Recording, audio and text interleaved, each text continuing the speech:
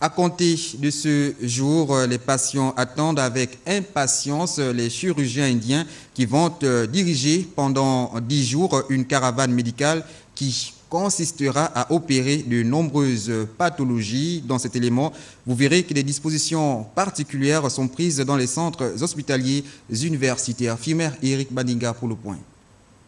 Devant ces guichets, ces personnes malades investissent toute leur énergie pour obtenir une fiche d'enregistrement.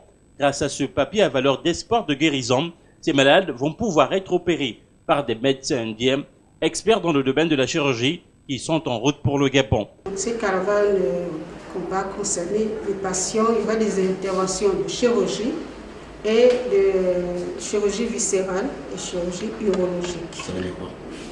Alors, la chirurgie viscérale, c'est la chirurgie de l'abdomen, les organes qui sont dans l'abdomen. La chirurgie urologique ne concerne que les reins et la vessie et la prostate. Au cours de leur séjour qui va s'étendre du 26 novembre au 5 décembre, ces médecins indiens vont faire le tour des centres hospitaliers universitaires du Gabon. Dans un souci d'ajustement chirurgical, les opérations effectuées seront spécifiques sur les différents sites retenus. En ce qui concerne le CHU de Veno, ce seront les malades de stomatologie et d'ORL. Il faut quelqu'un qui a une fracture, qui traîne depuis longtemps, quelqu'un qui a une fracture, qui a été opéré, qui le gêne, peut venir se faire prendre en charge par l'équipe d'Indiens qui va arriver. Il y a l'hôpital le CHU d'Angondje qui va s'occuper de l'ophtalmologie.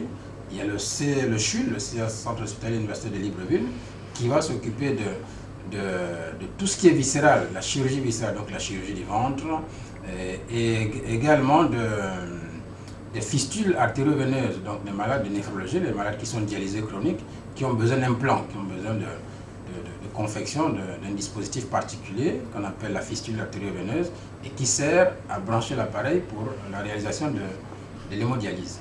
Pour cette série d'opérations, le ministère de la Santé, la CNAMGS et le Rotary Club, devenus au fil des actions des partenaires naturels, conjuguent leurs efforts. Avec une fréquence de 10 opérations par jour et par structure, c'est en moyenne près de 300 personnes qui pourraient bénéficier de ces interventions chirurgicales gratuites.